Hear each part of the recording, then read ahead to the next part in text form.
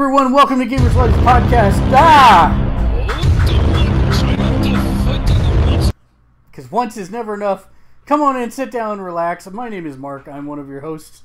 And joining me today, off to my right, is the man, the myth, the legend. It's Matt. Howdy.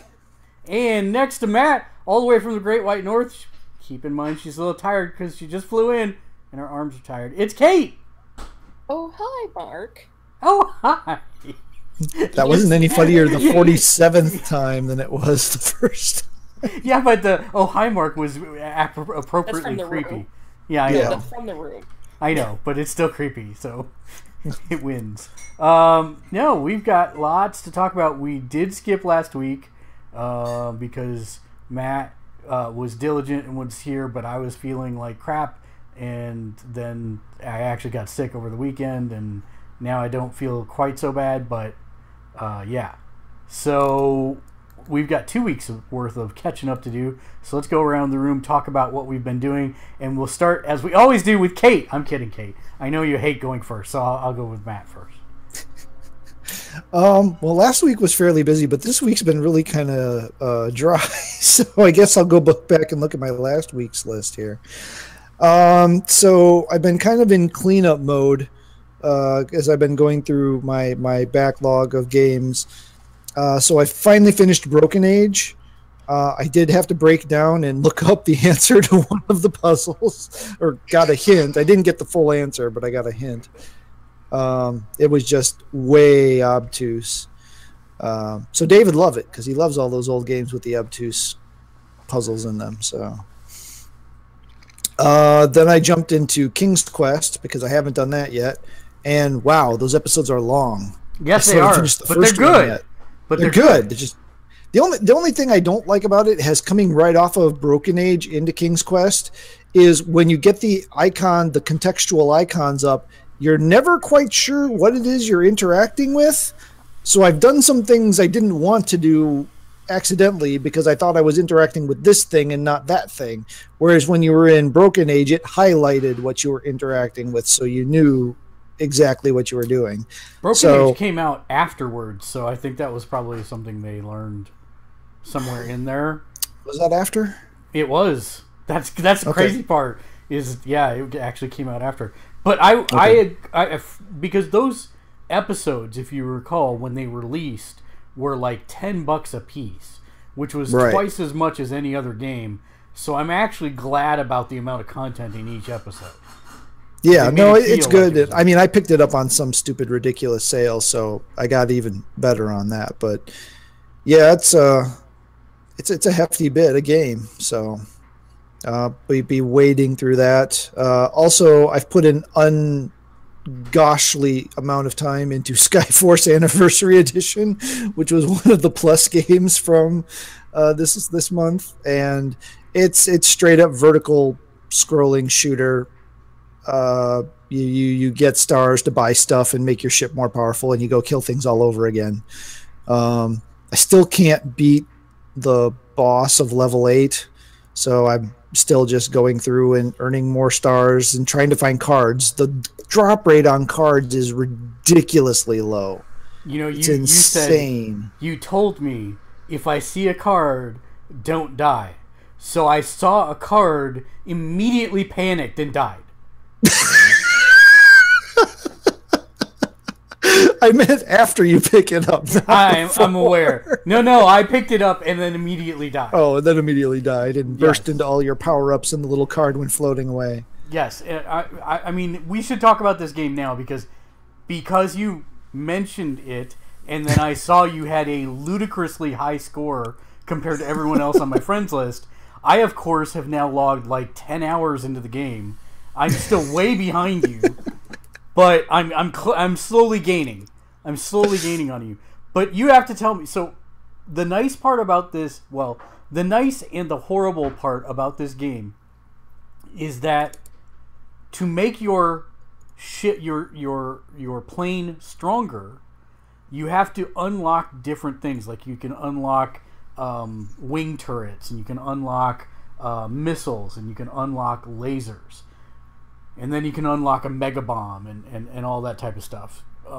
the question I have for you that I don't seem to understand, and I'm just not getting it, is the laser stuff. Like, I bought the laser, it came with 5 charges, I used them all in one level because I'm like, oh, these will refresh. Well, not so much. You got to spend stars to do it. But here's the thing. I spend stars to get a couple charges on it, and then I die in the level, and you lose them. You lose them. Yeah, they're per life. So when you buy them, they're only good for that life. But so if you lose them if you complete the level too. Yep. So I should say life or level. Yes, you're right. So that was kind of cool. It started with full charges, like, oh, okay, that's cool, and then no charges. You can pick up power-ups through the level. Some levels are more generous than others with the power-ups. I've gone through a thing and gotten 2 shields, 5 lasers, and 2 bombs one time, and then run through the same level and gotten absolutely nothing the next time through. So it's very random. Otherwise, you buy them with the same stars at the beginning of the level. I've been avoiding buying them because I'm focusing all of my stars into buying the power-ups for the ship and then strengthening them. I've got all the core ones done now and the laser. I still have to power up the shield and the mega bomb. That's where I'm at with that. So I don't buy any ahead of time. Now, the thing, like the final boss of level 8, which is supposed to be the final boss, but there's a level 9, so I don't know what's up with that yet. You have to have power-ups. I mean, either that or be a way better shooter player than I am, and I'm not bad. I mean, as you can kind of attest to by the score, I'm not terrible at these games. I flunked a lot of quarters into 1942.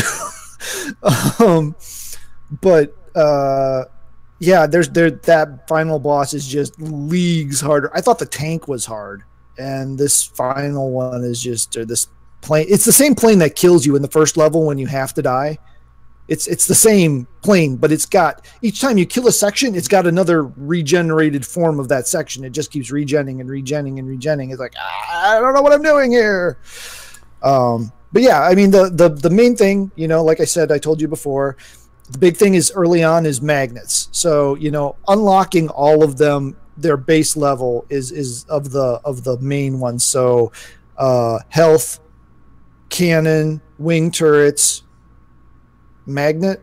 Yes. Is there another one? Missiles and magnet. Missiles is a magnet, yeah. Unlocking all those is your first hard task because their unlocking cost is way higher than their power-up cost. So once you unlock all of them, then everything of stars I get, I just pumped into magnet until I filled magnet like halfway, because then you're pulling in stars from a pretty good radius. So, and it pulls in the power-ups and the different things too. So I left it at halfway, and then I started powering up all the other stuff, then finished up magnet, and then worked on the supers, which are, as their nature would seem to indicate, a lot more expensive than the other stuff. So it's taking a while to power those up. But yeah, I mean, the keys to getting the scores are really, get all 4 medallions for each difficulty level, complete all 3 difficulty levels for each mission. It just kind of happens eventually. What I think is interesting about it is when you look at the DNA of games that are super fun to play, there's something you just notice immediately about it, and this is a Rocket League kind of fun game. Like, it keeps you wanting. It's got the one more game hard, Yeah. one more life, one more life, one more life. Yeah, I really sat down to play like 20 minutes of it, and then 4.5 hours later, I'm like, son of a gun, I'm only at 2.8 million, and Matt's still at 8.9 million on the leaderboard. 9.6 now. Oh, jeez. Whatever. I'm never going to catch you, but I'll give it a go. We'll get it done. What else did you play, Matt? Let's see. Back to the list. Wake up phone. I played some Rock Band 4 last week. We didn't quite make it to Bloodstone. That last difficulty tier is just ridiculous. But we got Diamond again. I'm not sure what I'm doing with this next season. Yeah, I don't know either. I'm saluting you. I have no idea why you're doing this to yourself, but more power to you, sir. And part of it's my daughter. She wants to play, and so I play with her. I play the game alongside of her. And we've got a couple other members that are not local that still contribute in every once in a while. So we slowly progress. Not you, no, not you. And then I also played I don't know, a dozen or so hands of the Hand of the Gods Smite Tactics beta, which is an interesting fusion game. It's kind of like a CCG in the sense that you get a hand of cards, and each turn you start out with 2 summoning crystals, and each turn you get 1 more. So at the beginning of round 3, you have 3 summoning crystals. At the beginning of round 4, you have 4 summoning crystals. And that's how you pay for the cards. Each of the cards has a cost in crystals. And when you play that card, it puts a unit on the field. Once that unit's on the field, you play it like it's a tactical game. RTS or a TRPG or something like that, right. Where SRPG, where you take the units and you move them so far, and then they can attack. Anything you've ever played with, any figure games or any of that type of stuff. They have different abilities, different strengths, different weaknesses. They have an attack power and a life, and there's automatically kickback damage. So whenever you attack someone, if you're in range of them, they attack back automatically. So it's kind of like Yu-Gi-Oh! In that sense, where there's always attack both ways. It doesn't matter who's attacking, who's defending. There's damage both ways. Nice trap, Yugi. Yeah, there are traps. No, there's not traps. I really like the Odin deck I've been playing though, because there's cards in there that are effectively minions. So you summon 1/1 minion, you summon 2 1/1 minions to the field, and then summon 2 1/1 minions again, and you just keep doing that. You mean like the little yellow things? No, they're undead Vikings, but yes. And some of them are ranged, and some of them aren't, and it's actually pretty good. And I don't know, I've won every round I've played. I'm not bragging because I don't think I'm that good, but I think the other people that are playing are like Smite players, and they have no idea how to play this strategic tactical board instead of a MOBA board. So if you'd like to decimate Matt, his PSN is Neo-Sapien. Just kidding. Send me an invite and show me how this game is really played, because all I've been playing with is the default decks. I haven't. Well, so that was going to be my question. Did you there's a PlayStation Plus free champion, right? I don't think I saw the card packs, so I got the core card packs. Oh no, but there's a champion on the. There's an actual. Okay, I'll have to go look for that. Yeah, it's like Dessa Dark something or Dark Pact or Dark Haven Hold. I don't know. Okay, I'll go take a look. Yeah, I can't see it anymore because I downloaded it, and so I can't see what it is. Anymore. Okay. So, we'll have to go find that. But yeah, no, I've just been playing. I mean, we got the core packs, but I haven't rebuilt any of the decks because so far they've been working. So I haven't really had an impetus to go dig into the other cards. The default decks are pretty solid. I mean, they're pretty well balanced. They've got a good mix of cards, and some cards with some pretty decent abilities. Athena is a beast in the Zeus deck. If you can drop her on your round 6, I mean, you're wiping the board if they've got only low. If the opponent's trying to sweep you with low powered opponents, you drop that Athena in the middle of the board and they're half dead. It's pretty wicked. But yeah, it's an interesting little game. It's not something I would see myself pouring tons of hours into, but it's funner than Smite. I will kill you. It's what? It's funner. I hate you so much. Grammar, kids. It is more fun than Smite. I enjoy it more than Smite. Thank you. All right. Then I've been watching The Gifted, Orville, Inhumans. Finally finished last season of Arrow and watched both episodes that had aired up to that point of this season of Arrow, and watched the entirety of Mindhunter on Netflix. How is Mindhunter? It's great. It's when it's great, it's great. When it's okay, it's wanting me to take a nap. Okay. I have this weird loop with it. So it's 10 episodes. The first episode was for me. Again, this is my personal experience. I think Ian has loved every single episode of it. For the first episode, for me, was kind of meh. Second episode was better, but still third episode, it like kicked it into high gear. Third episode's where things really start happening. It's getting good. And then I had the same problem with the last 2 episodes that I had with the first 2 episodes, where I kind of was like, that was good, but So again, overall, there's normal TV, and its lowest level starts, a quantum step up from normal TV. So when I'm saying I'm saying to something that's way better than, your average network television show, but I grade them differently. I can enjoy both, but I have different standards for the different types of shows. And I don't know if that makes sense or not. What network is Mindhunter on? Netflix. Okay, good.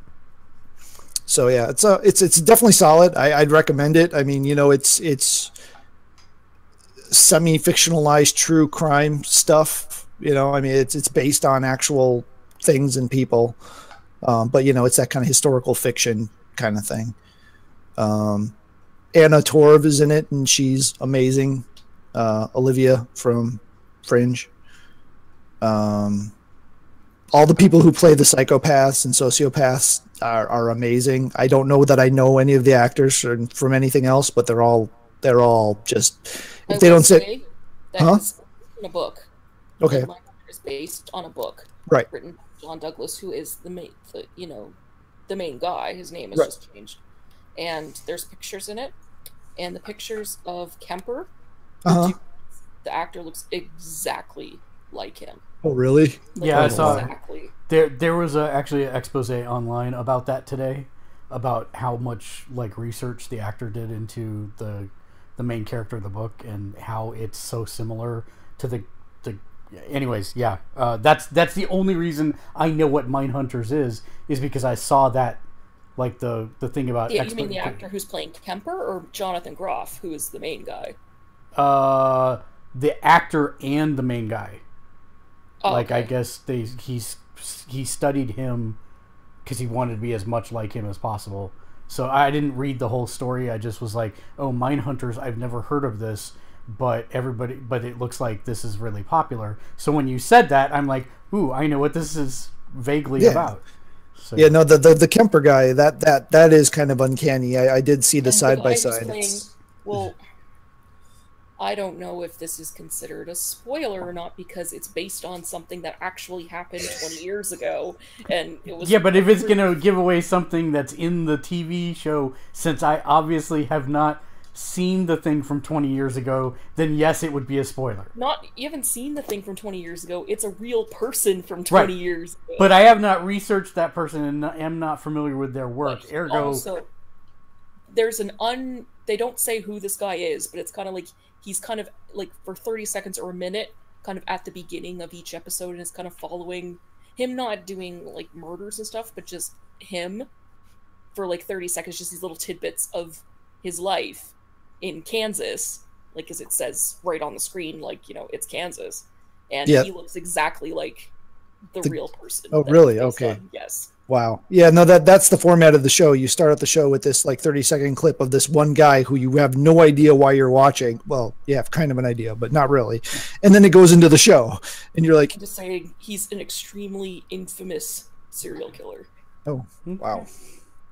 You have heard of him. Wow. I think Matt says you just spoiled stuff. Me?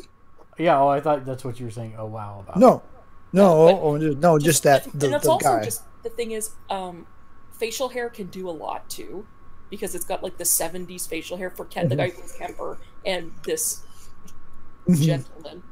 Definitely some 70s stashes going on there.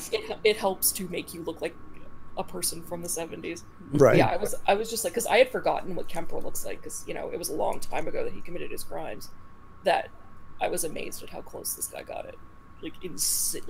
Doppelganger close. Yeah, he's super creepy. Anything else, Matt? That's all I have written down. I'm sure there was some other stuff along the way. I've been still watching DuckTales and the new Spider-Man cartoon, and Shannara Chronicles is back, and keeping up on that. And okay, is it? Yeah. It's on a different network now, Yeah, right? it's on Spike now instead of MTV. MTV. Oh. Yeah. So just because you brought up DuckTales, I have to mention this. I have been watching Shark Tales. Damn it. Woo! No, it'd be Shark Tank. And there was a guy in this season who built a airboard to fly behind a plane so that you could windsurf behind a plane. From Tailspin. Yeah, Tailspin. And I immediately thought of you, Matt. I'm like, this is what happens when you combine somebody that's way too smart with the wrong love of a certain cartoon. You get this. It's crazy. Anyways. What was his Cloud Kicker? Is that what his name? Yeah, I think that is correct. So, Kate, tell us why your arms are tired. My arms aren't tired. And that joke will never, ever, ever, ever be funny. Ever. It wasn't funny the first time someone told it. But why would your arms be tired if they were? Well, my arms are not tired, but I went to Florida, so I have been away for a while. And I got back on Sunday. So I haven't played anything in the past, couple weeks. But I did watch all of the first season of Mindhunter in one sitting, mind you. Oh, wow. You got through all of them. That was the weird thing, too. The episodes were all different lengths. One would be 57 minutes, and then one was 42 minutes, and then one was 35 minutes. I'm fine with that, because if you need that time to tell your story. Yeah, no, I totally get that, but it does when you're trying to build a schedule of when you're going to watch stuff. It's kind of a pain in the butt. I always if I'm going to watch an episode, I make sure I have an hour, and if it's less than an hour. Fair enough. And I also caught up on some more Jessica Jones, because I'm slowly working my way through the Marvel stuff before Punisher. I don't think I'll get all of it done before Punisher drops, but... Wait, so have you watched Luke Cage yet? No. Oh, so I'm, good. Really far behind on, all that kind of stuff. And I wanted to rewatch Stranger Things before the second season starts. Good luck. It's Friday. I know. I don't know if I'll have time for it, because since I did take a vacation, I'm doing nothing but working. Yay! It's oh, hey, you're back. Here's, a ton of shifts in a row. Nice. So, yeah, I watched Mindhunter all in one sitting, and I liked it more than Matt did. I loved it. But I also really, really like crime, that sort of thing. And for those who don't know, the guy, Douglas, who, wrote Mindhunter and who Jonathan Groff's character is based on, was also the model for Jack Crawford in Silence of the Lambs and for Criminal Minds, the TV show. All that was based on the behavioral sciences unit that he started. And so Mindhunter is about starting that unit. And I love that kind of stuff, so... Totally story-wise and everything, I mean, it's more when it gets into the Ford and his girlfriend stuff that I start tuning out. Yeah. I kind of don't care about that. Although, at least at the beginning, when he first met her... That was interesting. You can see her influence on him seeing things in a different light. Right. Just the way she is, compared to him and right. her, worldview. But towards the end, it was... But I can see why they added it, because it's an extremely dark subject matter. Yeah. So to add a bit more human drama... I can see why they did it. Yeah. Anyway, continue. Watch or play anything else, Kate? Nope. Okay. Well, I'll get through my list because it's pretty lengthy. Divinity Original Sin 2, still playing it, although, to be honest, it's been more on the back burner because a bunch of other stuff came out.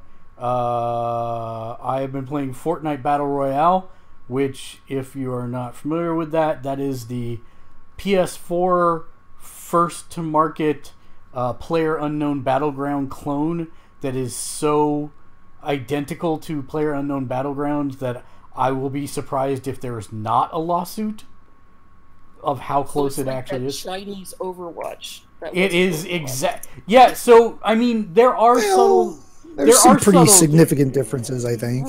I'd call them more subtle than significant. Like, for example, the map is probably 5x to 10x smaller, meaning you don't need vehicles. Also, there's less stuff to get, so like you can't get as much armor or that type of stuff. There are some differences in that a lot of times you're pulling items out of chests, so it's random, but you can also pick them up off the ground, so that's a subtle difference, I would say. The only thing that is vastly different is the fact that you have Minecraft elements in it as well, which for at the end of the match makes for some crazy happenings.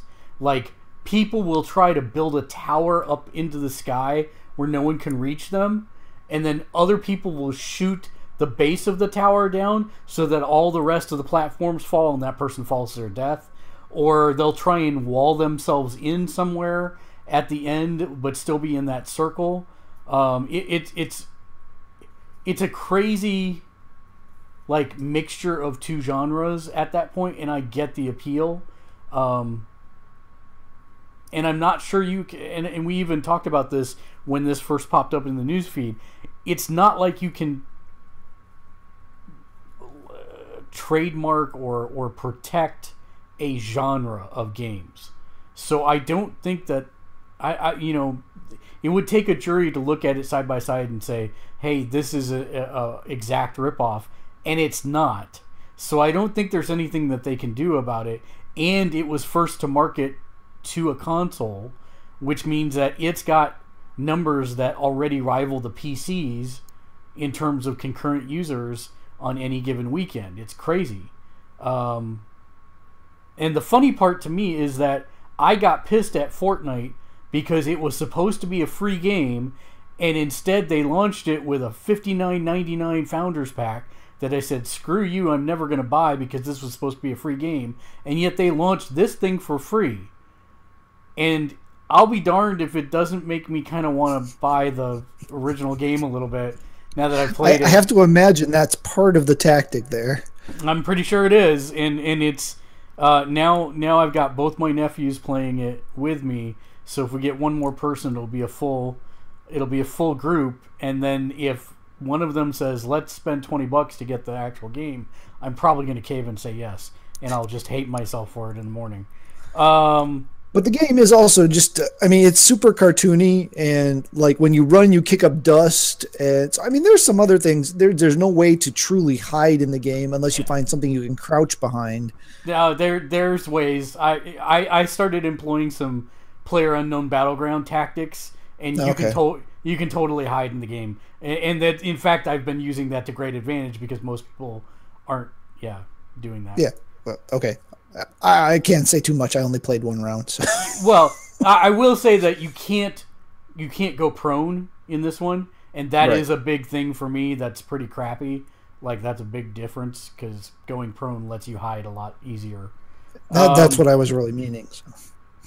I also played Late Shift, which was the FMV game that came out, the full motion video game that came out, like, I think in August, if I remember right. There is a dearth of couch co-op games lately on the PS4, and I had remembered this thing, and my wife wanted to play a game with me, and so we did that, and she made the choices, and it's actually really good. It's like, I think it's on sale right now for $12 on the PlayStation Store. You make 187 choices over the course of the game, and that flows into 14 possible scenes and 7 different endings. And my wife, I'm pretty sure, got the worst ending because she made all the bad choices in life, and it came up to bite her in the ass at the end. She was very upset with how it ended. I'm like, I think you got what you deserved. And she got even more upset with me at that point. Hex Card Clash is a free trading card game, which is different than a collectible card game in that a trading card game means you can actually trade with other players. and you can in this game. So that's pretty interesting. I am also, as Matt pointed out before, I am also using a basic starter deck. I have modified it with a couple cards I've earned just going through the tutorial and stuff. And I successfully got my first Rage Quitter last night. Because I got mana screwed, even though half my deck is mana. I got mana screwed on the first game, and he won just by a hair. And then the second game was a blowout. I just decimated him because I got my drops. And then the third game, he got an early lead, but I had one of those magic draws that was everything I needed to counter everything he was doing. And by the fifth turn, he just rage quit. And I was like, yes, mission achieved. So that game is... You get a trophy? You get a trophy for a rage quitter? There was no trophy, sadly, but...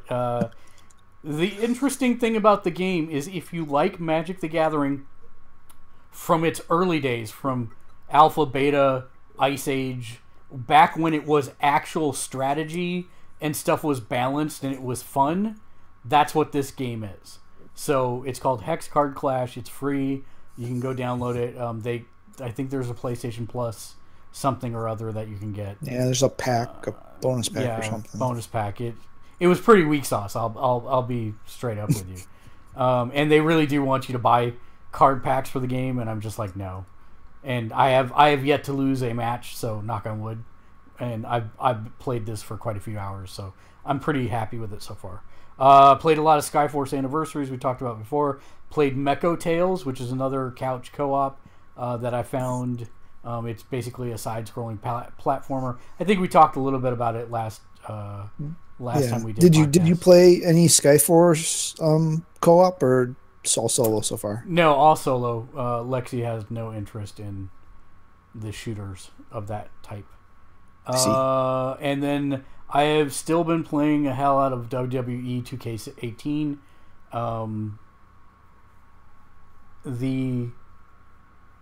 I'm beginning to reach the limitations of the memory of the game. In this day and age where you have infinite hard drive space, I still do not understand why they put a limit on how much stuff you can download.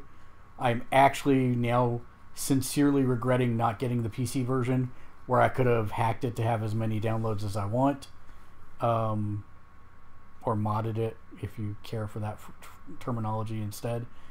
The game is... So I haven't played one of these since about 2006. I bought one a couple years ago, but I only tinkered with it for a day. It's crazy, as someone who's been out of the franchise for 11 years, coming back, there are deficiencies in the system from 10 years ago. Like SmackDown vs. Raw 2006, I could have 3 tag teams square off against each other. 3 two-people teams square off against each other. In this game, I cannot do that. I can only have a tag team with 3 people versus a tag team with 3 people. So I can't have 3 teams of 2. It's crazy that I can't do that. Here we are a decade later. And I'm actually going backwards in feature sets. So that's a little crazy. I think the whole thing needs an overhaul, to be honest. And I know I'm not going to get it. They're just going to keep cranking these out, because why would they invest in doing something different? But still. I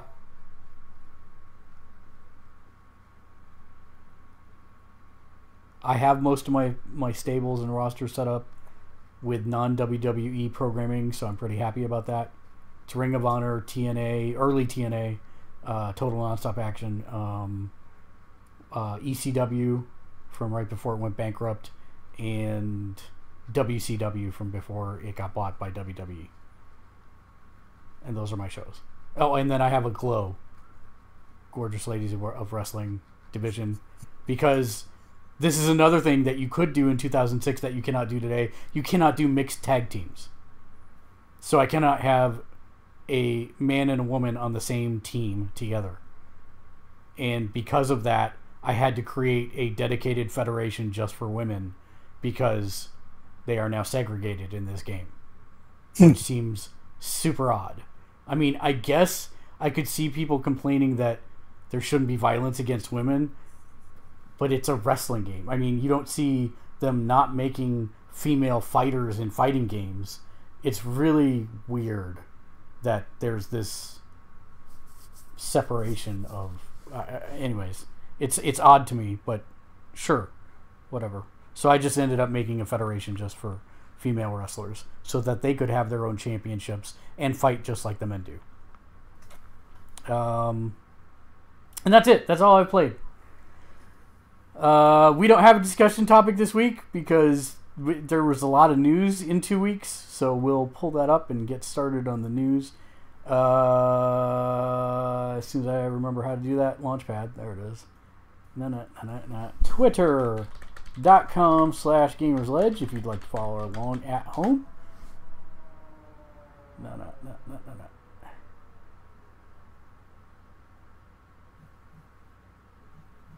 And I'm sure we'll have some doubling up of stories because I love to repost the news stories that Matt posts. Sorry, you really do. You really do love that. My bad.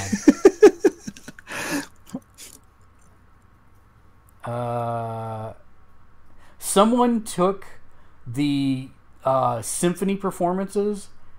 What is it? Final Fantasy: A Distant World, and put them all together. Everyone that's ever been done. It's like 4.5 hours long on YouTube, and you can just listen to them all day. It is phenomenal. Just FYI. Wow. It's not part of the news. I'm sure it'll be taken down sooner rather than later, but really, really well done.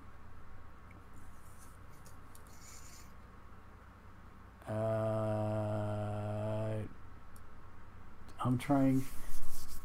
Visceral Games, was that before the last podcast? Let's see. No, I think that was... No, that was something we were going to talk about the last podcast. Yeah, so last podcast would have been 14 days ago, so that would have been the 11th. Okay.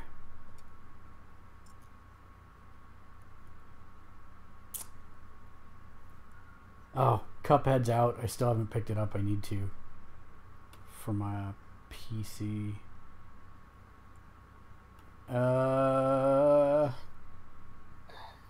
Hey, there it is. Yep, there it is.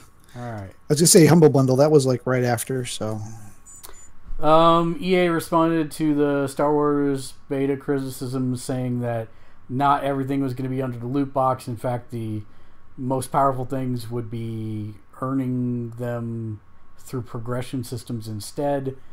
But I don't necessarily think that countermands all the hubbub, because if spending real world money gets you to those things faster because you have a leg up over someone who is not buying loot boxes, I'm not sure that solves anything. Yeah, all I can say is I think they're really only going to be an issue for the high-end competitive. I don't think somebody having the third tier of a star card instead of me just having the second tier of a star card is going to really affect how much they kill me, because I suck and they're probably going to kill me anyway. So, yeah, I get it. If you want to be competitive, if you got to be at the top of your KD ratio list, if you got to have all the awesome things, yeah, I could see where maybe it's going to be a factor. But most of those star cards didn't really do that much, and even the ones that did, it was a very limited use case for them. So, and I know this is not in our news feed because I just saw it right before we went on the air, but I don't know what it's based on, but NPD is saying that this whole hubbub about the loot boxes has affected sales in zero way, shape, or form. So apparently it's us being a vocal minority of the internet again. Well, and here's the thing that, to me, you can buy the game. That doesn't necessarily speak to whether or not you are supportive of loot boxes. Don't buy the loot boxes. But NBT would not have come out and said that without some rationale behind that. So I'm pretty sure that they had it based on something, but I didn't get to read it beforehand. But I thought that was interesting that they said it's affected it in no way, shape, or form. Yeah. So we'll see. Humble Bundle acquired by IGN, which some people started saying, well, that's going to be a conflict because they're a media company that is now owning a publisher, and they usually review the stuff. So does that mean that they're going to give preferential treatment to anybody who puts stuff into the Humble Bundle, etc.? IGN said that they will be running them as two separate companies, not changing anything for now. Kate, what do you think? Do you care if Nope. IGN owns? No? Nope. I already Okay. don't listen to reviews anyway, so why would I care? All right, then. I actually think it's a good thing, and they're diversifying their portfolio. If it gets the Humble Bundle more exposure, it's for charity. I'm fine with it. Matt? Yeah, I mean, if they can stick true to it, and if all of a sudden it just doesn't matter that the this month's Humble Bundle is all the games that, you know, Max Scoville really likes, you know, if you start seeing a pattern, you know, I don't have to worry about that anyways, since I hate Max Scoville, so that's okay.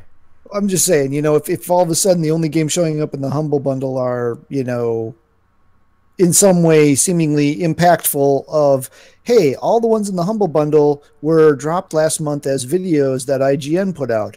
And I should clarify, I don't hate Max Scoville.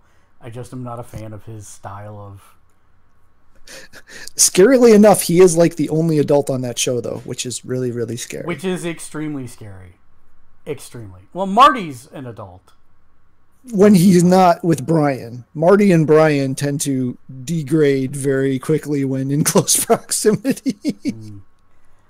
Cuphead has gone... I must not watch IGN at all, because I don't know who any of these people are. Yeah. Well, I will say that Beyond took a different direction once Colin and Greg left. And I was very much a fan of the Colin and Greg version of Beyond.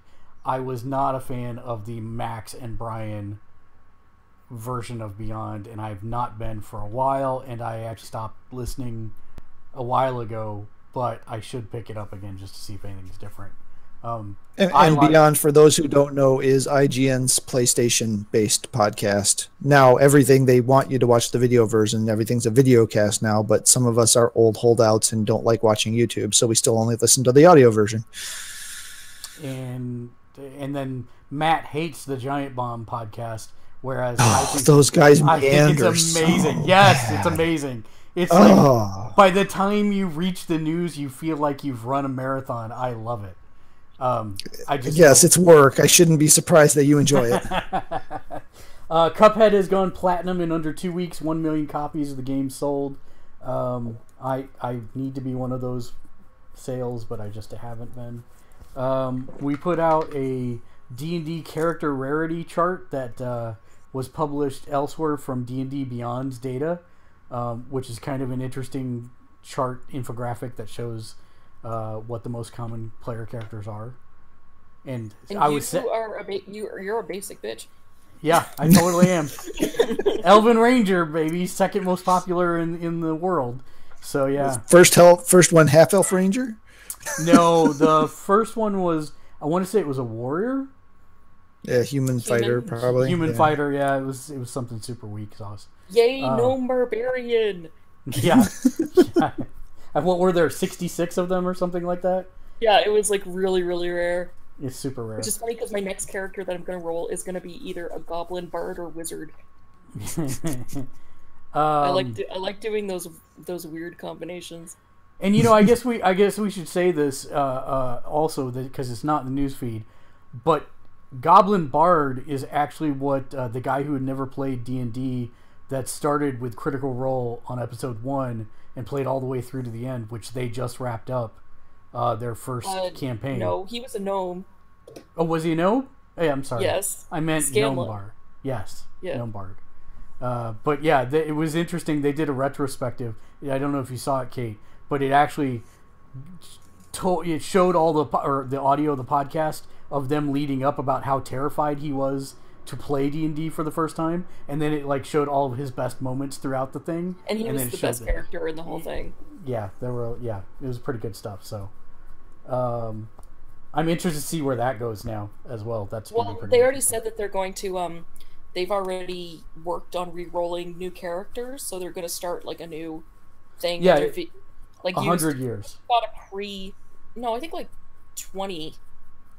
It's in the same world as like in the same world that created. Right. I swear you said it was 100 years in the future. They're also going to use they must have got like a pre-release copy of Xanathar's Guide to Everything, which is all the unearthed arcana stuff that they've been doing on the website. They're just putting it into a book. But it's got a lot of like job supplement stuff, like, you know, new monk paths, new cleric, druid, ranger doodads. So they said that they're gonna like use that. So that should be starting probably soon. Nice. I'm actually really behind, so I haven't watched the finale yet, but I know what happened in it. Well, I do too, because sadly, as I watched that retrospective, they showed it, and I didn't know that it was the end until they said it, and that's the end of the campaign, and I'm like, son of a bitch. But it's not like I had watched all the ones up until that point. I've watched like clips, so I'm actually glad that they're starting something new. So I'll follow it from day one. So you can be in on the ground level, yeah. Yeah, exactly. Speaking of ground level, Channing Tatum's Gambit is finally running out the gates. It has been confirmed with a 2019 release date. The question is, will he have a cameo in Dark Phoenix to set up for that movie? I wish they'd stop making Dark Phoenix movies. Although it can't be as bad as the third X-Men movie. Gore Verbinski. Well, no, nothing can. That movie thankfully never exists now. Oh, it still exists. No, it does not. Yes, it does. No, Days of Future Past negated it from ever happening, and I'm super happy about that. Well, you can pretend that and be in denial land all you want. I will continue to be. We already talked about that stuff. That PSN flash sale is over now, so I'm not going to talk about that.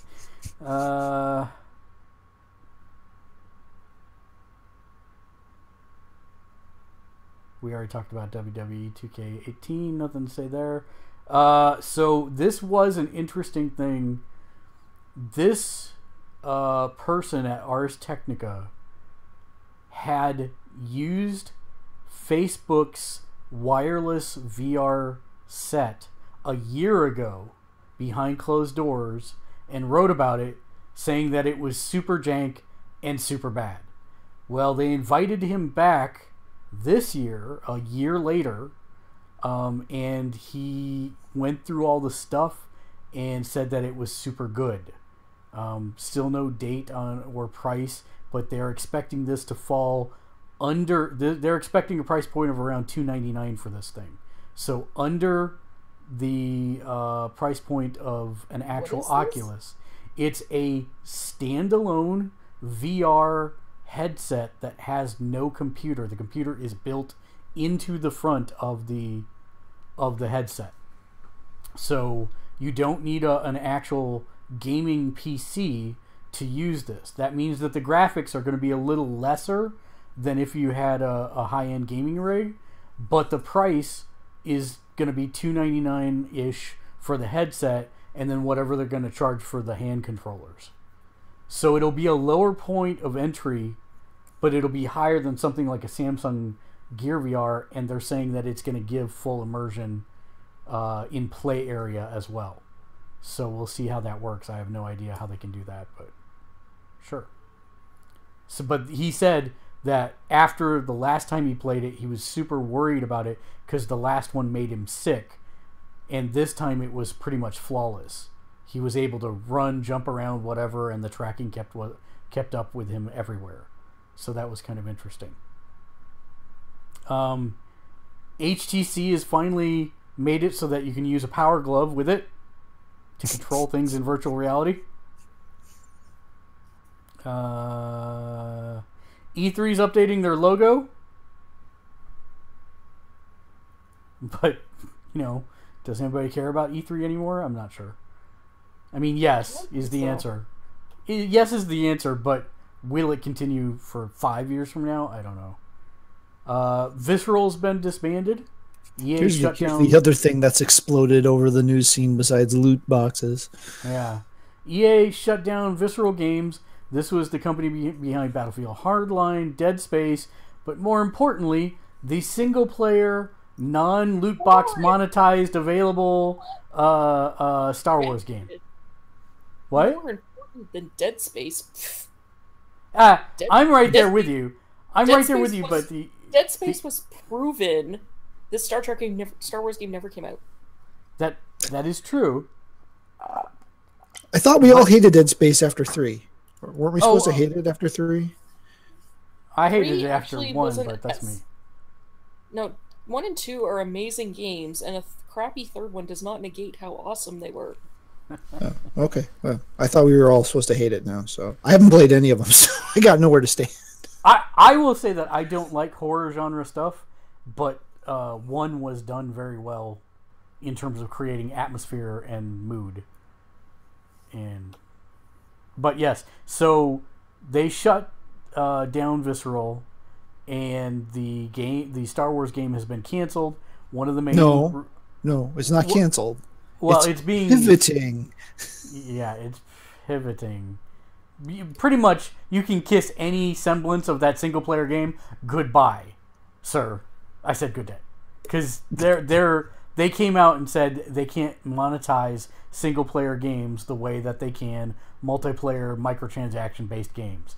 And then they went on to say that Anthem is an example of that, which I am now super upset about, because Anthem looked super cool, and if it turns out that there's a loot factory machine behind that, I'm going to be super disappointed, because we got no evidence of that in the trailer whatsoever. Lawbreakers is down to a concurrent player base of less than 50 people on Steam. The numbers on the platform, on the console platforms, are even smaller. They are trying to release new things to save the game, but I think it's not going anywhere personally. I think it's already too late. Have either of you played Lawbreakers? Nope. I played some of the beta when it was just before the game came out. I mean, it wasn't bad, but I can see how it probably didn't catch people, especially when you've got people who are already invested in something like Overwatch. I don't think it had enough unique anything to pull people away from Overwatch. So, and speaking of, Overwatch is now past 35 million players, which is a crazy number. Netflix pledged $8 billion for original content, which is less than a quarter of their earnings from last year. And the numbers science there is craziness. Activision has been researching using matchmaking tricks to sell in-game items. I just don't. I'm like already done with this conversation on microtransactions. They're not going anywhere. They simply aren't. And no matter how much you don't like, we'll look back on this in like 10 years and be like, man, I wish microtransactions were now the way they were in 2017. Exactly. I'm right there with you. Now, to be clear, just in case, yeah, you said it. They've researched. They claim at least that they've never implemented this, but just to be clear, that's their claim. Thought they did say they implemented it in like, what game was it? I swear there was one where they said they. Everything I heard on it was that they said it isn't being used in Destiny 2. Sorry. Okay. Yeah, I thought they said it was being used in Destiny 2. Yeah, so okay. So yeah, it's not been used, but still. And basically the idea was put you in a match with someone that had better loot than you to make you loot jealous so that you'd go buy loot boxes, basically, is what the algorithm is. Or if you sell those individual items like horse armor, and your horse looks cooler than mine, and I can go buy that for $2.99, while I'm looking at it, I can click a button and buy it right then and there. Buy the yeah. So on-demand loot envy, that's fantastic. I put a thing up that said Hex, which is a trading card game, is up, which is kind of unusual. There aren't many on the PlayStation Network or Xbox Live. Okay, so this is a rumor, not confirmed, but I totally want this to happen. The rumor is that The Rock... The server's not found. Yeah, apparently. Game Informer is down completely. That's... Alright then. That's wild. The rumor is The Rock and Hugh Jackman are being considered for the voices in Detective Pikachu. I want that to happen. The Halloween sale is up, and we'll talk about that a little bit more later. Blah, blah, blah, blah, blah. Nothing there. Nothing there. Lego Dimensions is dead. Long live Lego Dimensions. A flight of doctors, Teen Titans, Knight Riders, and Ghostbusters sing thee to thy rest. Yeah, I really need to run into like Best Buy and see if they've like super discounted the last couple sets I want. Yeah. 2 years it made it.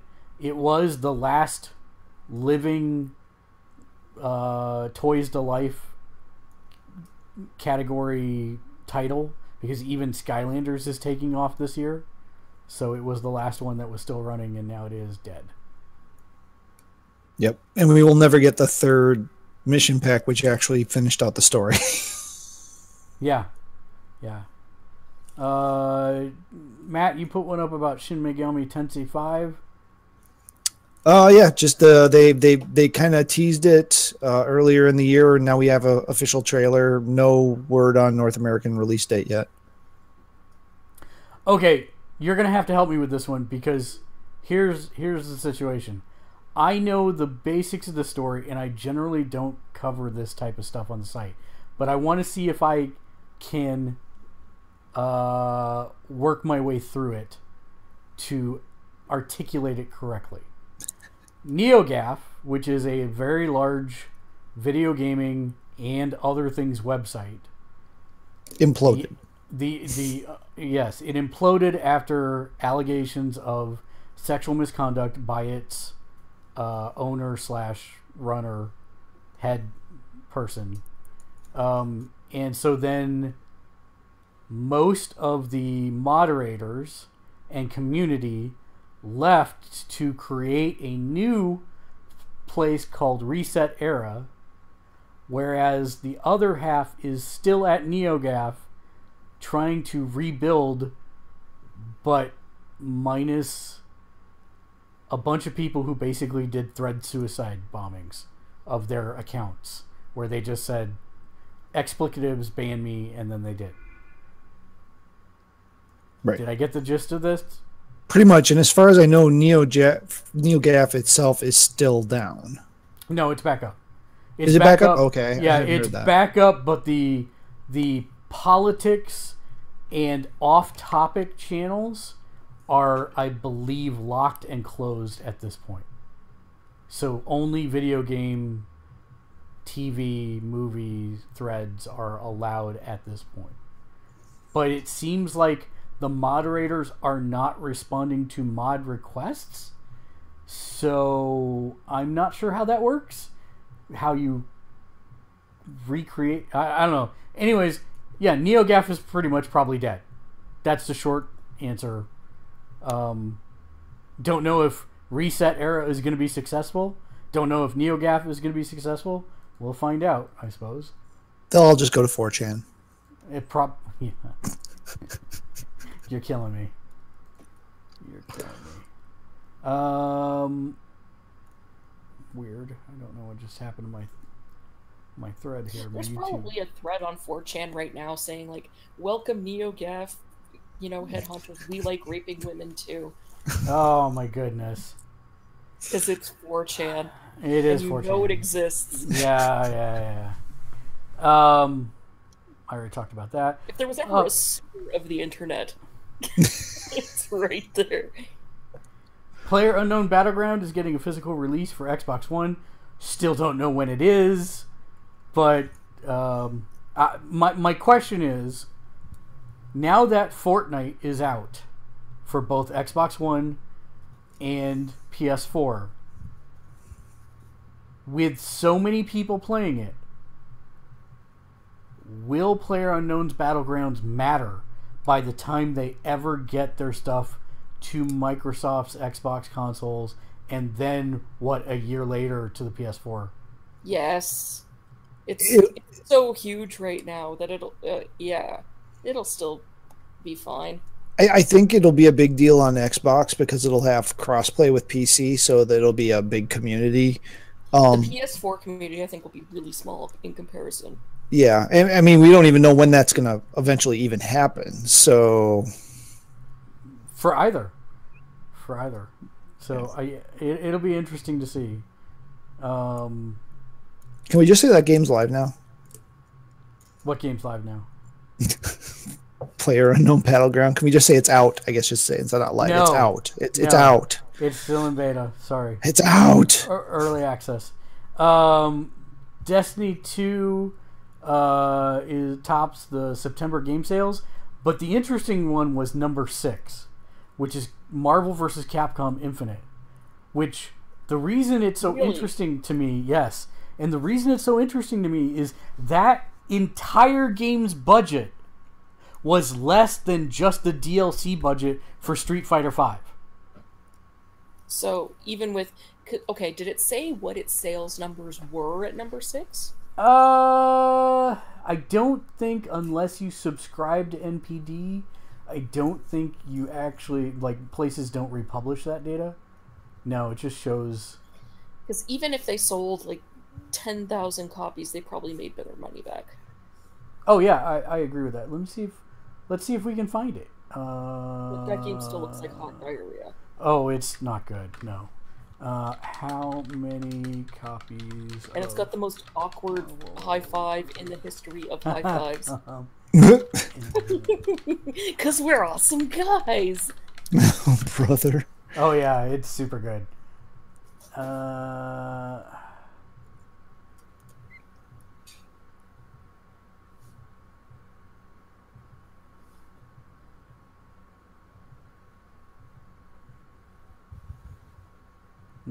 No, nothing. No, actually, yeah, I don't even know why I came into a GameFAQ threads. I'm never gonna get. Oh no, I don't want to leave the chat. I just want to kill this tab. Thank you. Come on, mouse.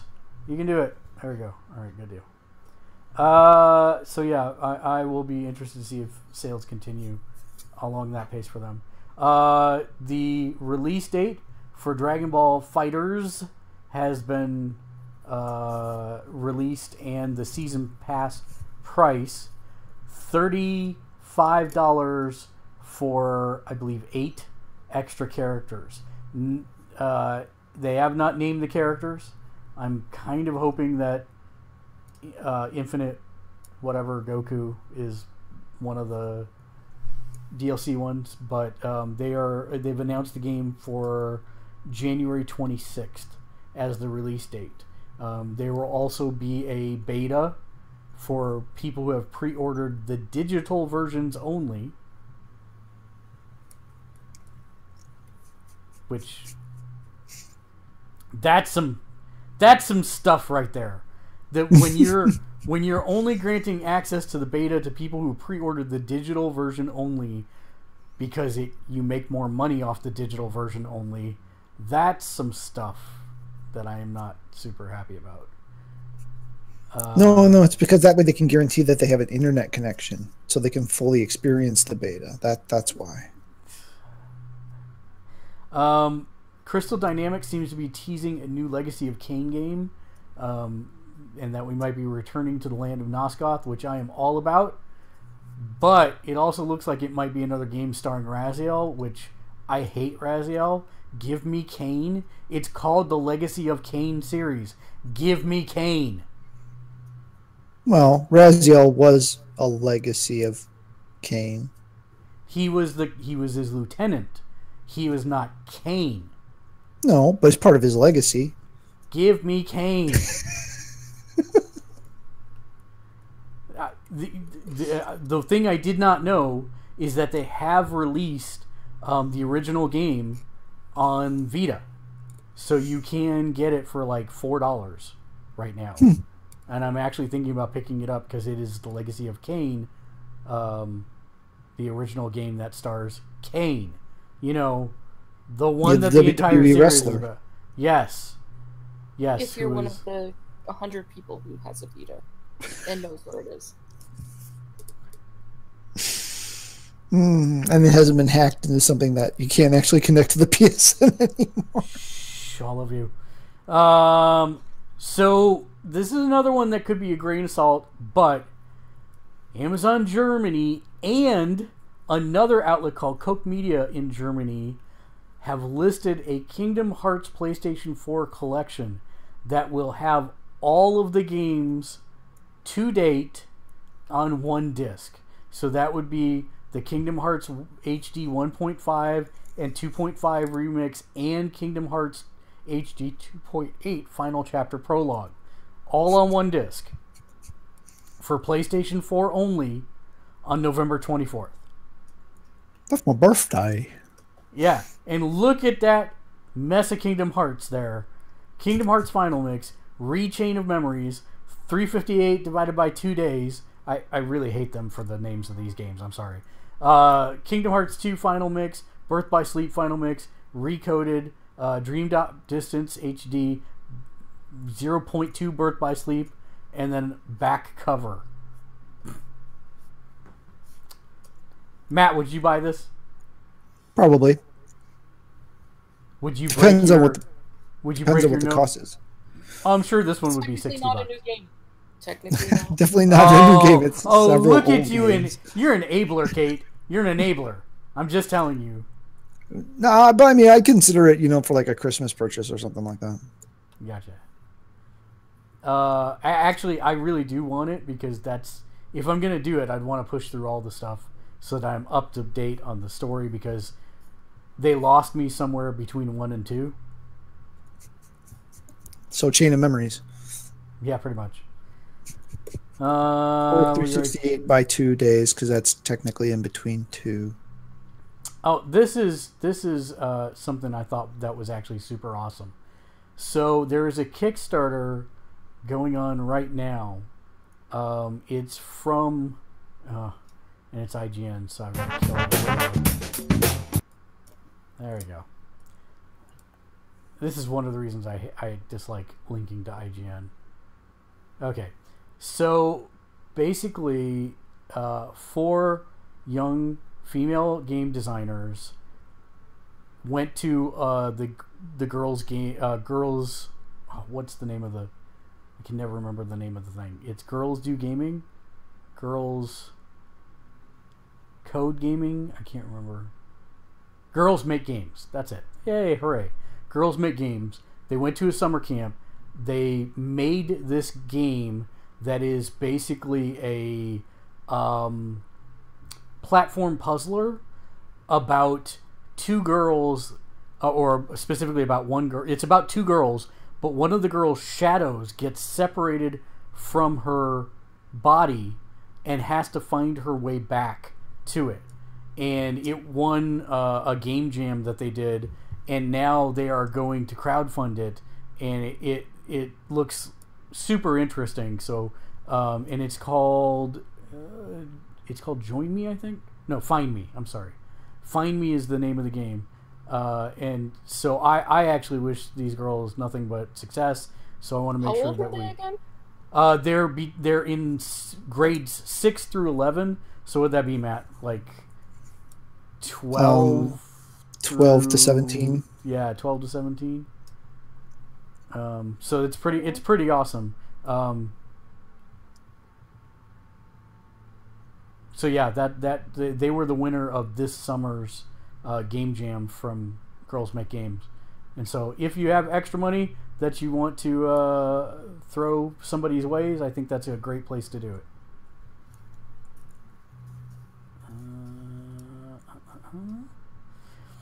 Shazam has been confirmed for 2019 release by its director, and that The Rock will be in a standalone Black Adam movie that will come later. I'm super excited for a Big Red Cheese movie. I hope they do it correctly. And then one of the things that Kate said, I hope we talk about this in the news. Yes, we're going to. DC's Deathstroke movie is in the works with the Raid director. Joe Manganiello is still attached to star in this one as well. It will come out after... They said exactly where it's going to come.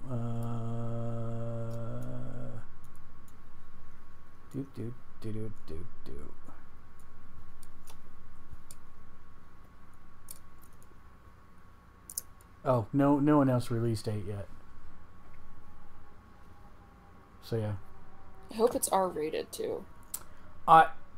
So my only concern about this is I actually am a huge Deathstroke fan. He's not nearly as interesting as Deadpool. I don't mean R-rated as in Deadpool. I meant more R-rated in like action violence. Yeah, if they do it and commit to it, I'm totally down with that. But I don't know that they are going to... They're going to have... If it's a standalone villain movie, he needs to be doing villain stuff and beating the bad guys. Because that's Deathstroke's thing, is using 100% of his brain to outsmart the bad guys. I'm interested... Or the good guys, as it were. Or the good guys, yeah. Sorry. So I don't know. I'm worried. This one's I'm worried about because he's not that. I mean, you can kind of talk about his madness and that type of stuff, but I don't know that that's going to translate well into something entertaining. We'll see. Hopefully, they have a good treatment. I mean, I guess the writer actually showed it to DC, and they actually made this standalone movie because his script was so good. But this is also DC that we're talking about, who said, "Oh, Superman vs. Batman is going to be a great film, great film." So I'm a little worried. It'll be awesome. Yeah. So I'm a little worried. That's all. Now we're assuming that these fall under the not all our movies take place in the same universe clause. They're just going to be standalones that may or may not be included into the grouping later. Well, it may not be part of the Justice League extended universe, however, it is going to be part of the Batman standalone movie universe. Because it's on again, off again Batman movie that might or might not exist. Enough to make me, yeah. Metal Gear Survive gets a February 20th release date. Do you care? Anybody? I gave up caring about Metal Gear a long time ago, so no. Which is sad. You did download Metal Gear 5, right? I did. It's on my thing. You should actually play it because it is damn good. Like, I know that you don't care because I stopped caring also back with Metal Gear Solid 3. But then I played the hell out of 4. I skipped Guns of the Patriots? Is that it? What was the Vita one that everybody raved about? I skipped that. But this one is actually really, really good, and you should play it, Matt. It's very good. 5 is really good. I think this will be a hot pile of mess. Well, it's trying to get on that whole, multiplayer. I'm sure there's loot boxes. Well, it's Konami, so it'll be loot boxes, and they'll punch you. Because hashtag a punch with every loot box. That's right. That's exactly what it'll be. They'll make you play a pachinko machine to respawn. Season passes are another area that seems to be inflating out of control, is what I said with this one.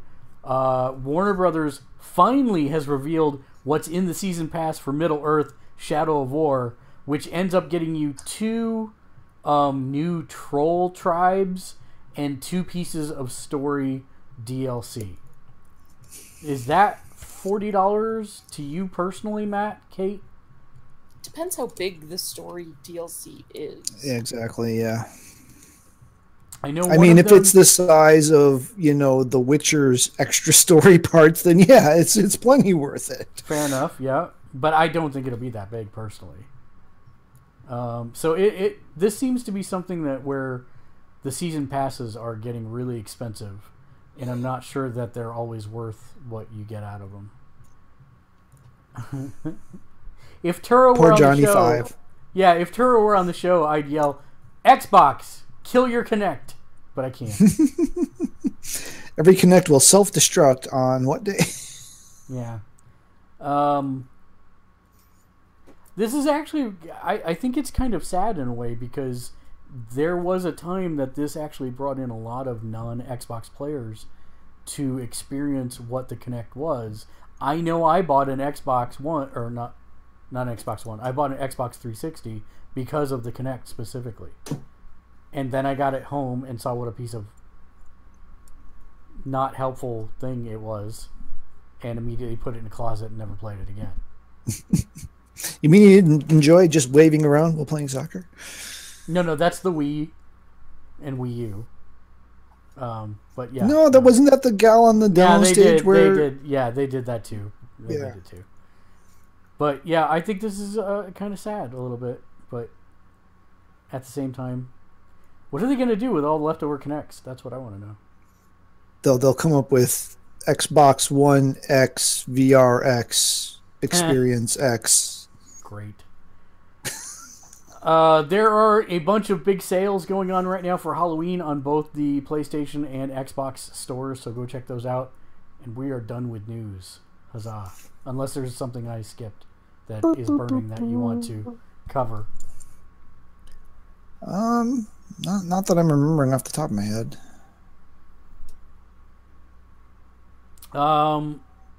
In that case, then that brings us to the part of the show where we like to thank our patrons at the $5 level and above. So thank you, and I'm going to get it today. I'm going to do it all 6 names. It's Naomi, Ian, John, Regina, Bobby, and Justin. Yes, all 6.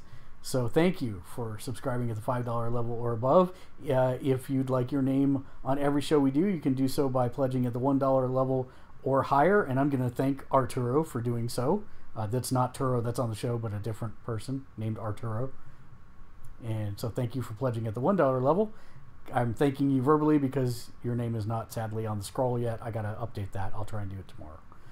So, also, as always, if you'd like to follow us, you can do so. Our news feed is at twitter.com/gamersledge or our Facebook page, facebook.com/gamersledge. It goes both places. We also have all the plethora of social media things like Stumble Upon, Tumblr, all that. It's Gamersledge across all those different things. And our YouTube channel is youtube.com/c/gamersledge.com, all spelled out, because Gamersledge was taken. Hooray! That's going to bring us then to final thoughts. So I will say, Kate, final thoughts for this week. Maybe I'll play a game this week. What game will you play if you play anything, do you think? I don't know. I gotta finish Final Fantasy 12 so I can start playing Final Fantasy 9. Matt, final thoughts? Wow, they're restarting the Rock Band season already. I thought we had another week off. Anyway, that's not my final thought. I just scrolling through looking for news and found that. Let's see. Final thoughts is we are in the content in a year bursting with content. We have reached that time of the year where we are in content glut. There are so many movies, so many Netflix series, so many video games coming out. There's 4 major titles coming out this Friday across the platforms. It's ridiculous. Mario Odyssey. What else? Shadow of War. Or no, not Shadow of War. The Assassin's Creed. Oh, right. Assassin's Creed. I know there's at least one more.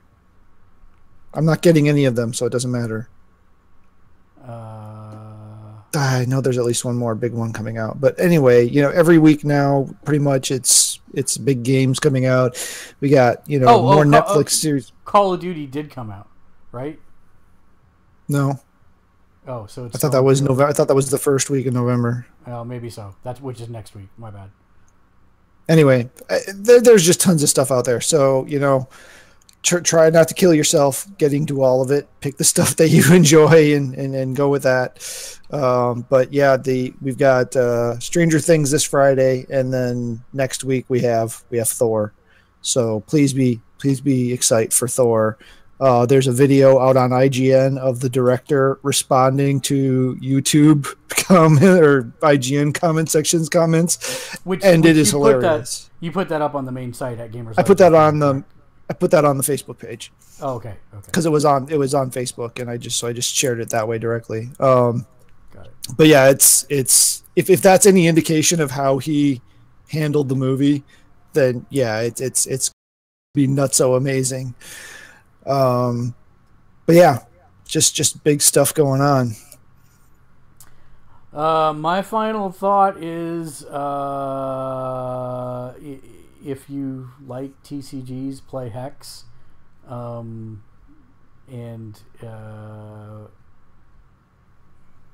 that's pretty much it. Pretty lame for last thought for me. Yeah, I don't have a whole lot this week. I'm still recovering from being sick, and I'm not 100% yet. So I'm actually surprised. Say a prayer for Dave. He's dying. Yeah, he's dead in 2 weeks. I actually had to have my wife make me a coffee, an iced coffee, to make it through the podcast, because before the podcast I was literally sitting here falling asleep. I've turned 80 at some point, and I didn't even realize it. So, hooray! You're old. Yeah, pretty much. So we'll end the show as we always do with a nugget of wisdom to carry you through to your next week. So, Kate, now people will wish they were asleep. Yes. Kate, the past, present, and future walk into a bar. It was tense. Until next week, game on. Rumble, rumble. I don't know why we keep coming back. Yeah, we keep thinking it's going to be over.